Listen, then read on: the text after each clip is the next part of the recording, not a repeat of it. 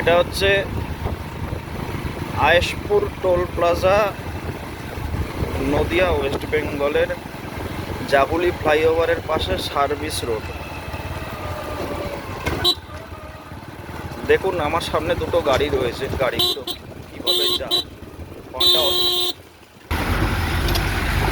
গাড়িগুলো কীভাবে যাবে দেখবেন শুধু, কীভাবে যাচ্ছে দেখুন গাড়িগুলো।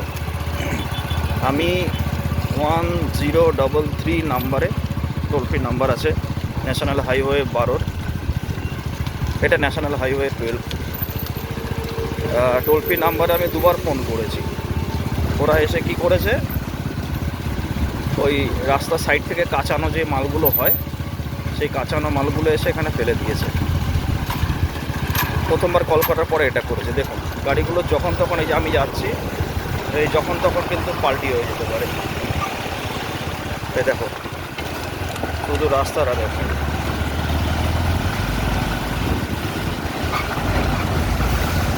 জল ভরে রয়েছে, বুঝতেও বাচ্চারা কী অবস্থা, কোথা দিয়ে যাবে।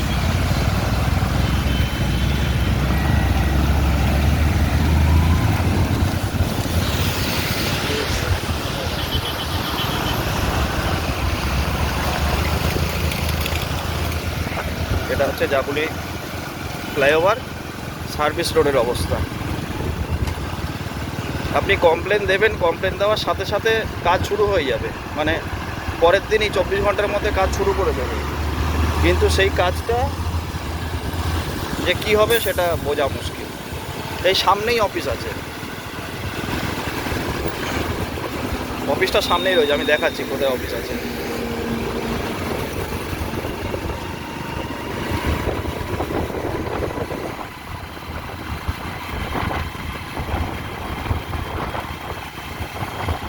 আমি বাধ্য হলাম আজকে ভিডিওটা করতে।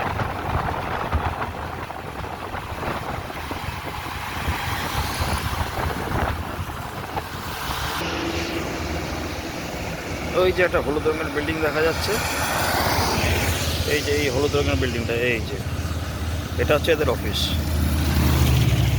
আর এই হচ্ছে ফ্লাইওভার। এখান থেকে এরা আসে, ওইখানে কিছু রাবিশ মাল ফেলা আছে রাস্তার পাশে, কাঁচানো রাবিশ মাল, সেগুলো এসে ফেলে দিয়ে যায়। দিনের দিনই ওগুলো আবার উঠে যায়, গাড়ির প্রেসারে উঠে যায়। আর এখন তো বর্ষাকাল, এখন ওগুলো থাকার প্রশ্নই আসছে না। আমি দুবার কমপ্লেন করার পরেও কোনো হেলদোল নেই। ওই দুবার কমপ্লেন করেছি, দুবারই রাবিশ ফেলে দিয়ে গেছে।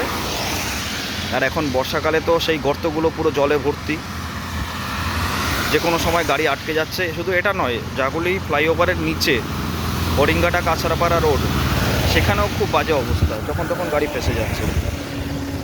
তো আমি এটা ফেসবুকে আজকে পোস্ট করছি, আপনারা একটু শেয়ার করবেন। কারণ কমপ্লেন করার পরে, ওরা কমপ্লেন নিয়েছে ঠিকই, কিন্তু যে কমপ্লেনটা নিয়েছে সেটা ঠিকভাবে এদের ঠিকাদার যারা থাকে, ঠিকাদার পর্যন্ত পৌঁছয়নি। মানে রাস্তার যারা কন্ট্রাক্ট নিয়েছিল, ম্যাকান্ডোস, সম্ভবত ম্যাকান্ডোস না, ওটা ছিল কেসিসি নিয়েছিল, তো এদের পর্যন্ত ঠিকমতো পৌঁছায়।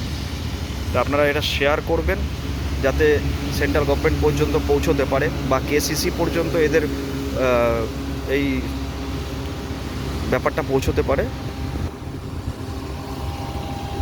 দেখা যাক কবে এরা রাস্তাটা প্রপারলি ঠিক করে।